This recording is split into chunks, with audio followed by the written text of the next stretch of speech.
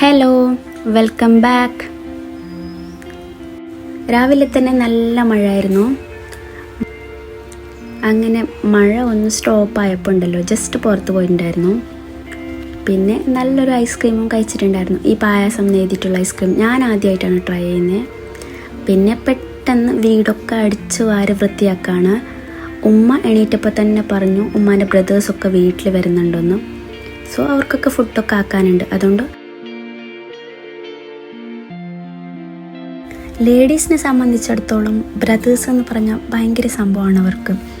ചെറുപ്പത്തിൽ എത്ര വഴക്കൂടിയാലും ഉണ്ടല്ലോ, കല്യാണം കഴിച്ചു കൊടുത്തതിന് ശേഷം അവരുടെ ഒരു പ്രത്യേക ഇഷ്ടം ഉണ്ടാവും. ഉമ്മക്ക് 2 ബ്രദേഴ്സാണ്. ആ 2 ആളും ഇന്ന് വരുന്നുണ്ട്. പിന്നെ ഒരു ബ്രദറിൻ്റെ വൈഫും വരുന്നുണ്ട്. പിന്നെ ഒരു സിസ്റ്ററും വരുന്നുണ്ട്, സിസ്റ്ററിൻ്റെ ഹസ്ബൻഡ്, ഇങ്ങനെ എല്ലാവരും വരുന്നുണ്ട്. അതുകൊണ്ട് ഉമ്മ രാവിലെ തന്നെ ഭയങ്കര എക്സൈറ്റഡ് ആണ്. ഭയങ്കര സന്തോഷമായിരുന്നു. രാവിലെ തന്നെ എല്ലാം നോക്കി ചെയ്യുന്നുണ്ടായിരുന്നു.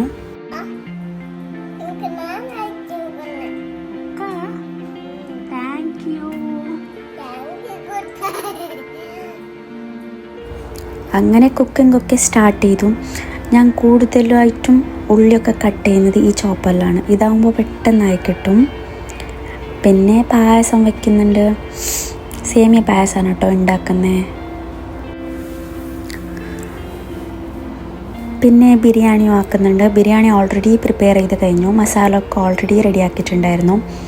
ഇതിപ്പോൾ ജസ്റ്റ് ദമ്മിടുകയാണ്. എനിക്കുണ്ടല്ലോ നോർമലി ദമ്മിടുമ്പോൾ കുറേ ഉള്ളി ഫ്രൈ ചെയ്തതും ക്യാരറ്റും ഒക്കെ കൂടുതലായിട്ടിടുന്ന ഇഷ്ടമല്ല. പക്ഷേ വീട്ടിലേക്ക് ഗസ്റ്റൊക്കെ വരുമ്പോൾ നമ്മുടെ ഇഷ്ടമല്ലല്ലോ ഇമ്പോർട്ടൻറ്റ്, വരുന്നവരുടെ ഇഷ്ടമാണല്ലോ നമ്മൾ കൂടുതലായിട്ടും നോക്കാറ്. അതുകൊണ്ട് ഇന്ന് ക്യാരറ്റും ഉള്ളിയും ഇതൊക്കെ ഇട്ടിട്ടുണ്ടായിരുന്നു. അങ്ങനെ എല്ലാം ഇട്ട് കഴിഞ്ഞിട്ട് ദമ്മിടുകയാണ്. അങ്ങനെ ഗസ്റ്റൊക്കെ വീട്ടിൽ വന്നു.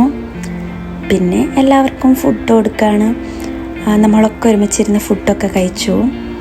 അതിന് ശേഷം ഉണ്ടല്ലോ ഇരാഷിനും ഫുഡ് കൊടുക്കുന്നുണ്ട്. ഞാൻ പുറത്ത് പോയിട്ട് ഇരാഷിനൊരു കുട്ടി ഫ്രണ്ടൊക്കെ കിട്ടിയിട്ടുണ്ട്. അതുകൊണ്ട് ഇവർ 2 ആളും ഇവിടെ പുറത്ത് കളിക്കുകയാണ്. അങ്ങനെ കളിക്കുന്ന ടൈമിൽ പെട്ടെന്ന് ഫുഡ് കൊടുക്കാമെന്ന് വിചാരിച്ചു. അങ്ങനെ ഫുഡും കൊടുക്കുകയാണ്.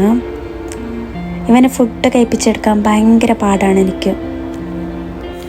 ഇവിടെ വീട്ടിലുണ്ടല്ലോ ഇറാഷ് അല്ലാണ്ട് വേറെ കുട്ടിയൊന്നുമില്ല. എൻ്റെ വീട്ടിൽ പോയാലും അങ്ങനെയാണ്. അതുകൊണ്ട് ഇവന് വീട്ടിൽ ഏതെങ്കിലും കുട്ടി വരാണെങ്കിൽ ഭയങ്കര സന്തോഷമാണ്. പിന്നെ അവർ പോവാന്ന് പറയുമ്പോൾ ഭയങ്കര സങ്കടമാണ് ആൾക്ക്. കളിക്കാനായിട്ട് അങ്ങനെ വേറെ കുട്ടികളൊന്നും ഇല്ലാത്തതുകൊണ്ട്.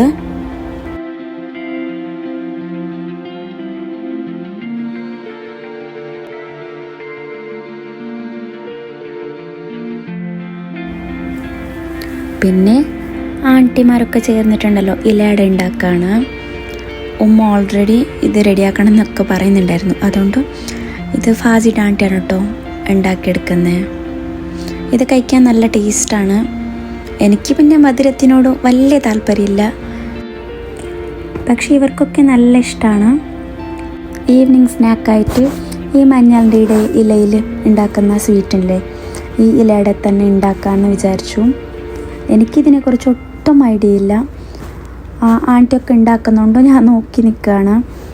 പക്ഷെ കാണാൻ നല്ല രസമാണ്. എനിക്ക് ഈ മഞ്ഞളിൻ്റെ ഇലയിലൊക്കെ മടക്കി വെക്കുക, അതൊക്കെ ആകുമ്പോൾ കാണുമ്പോൾ നല്ല രസമാണ്. പിന്നെ ഇവരൊക്കെ സംസാരിച്ചുകൊണ്ട് ഉണ്ടാക്കുന്നത് കാണുമ്പോൾ ഒരു പ്രത്യേക ഭംഗിയല്ലേ.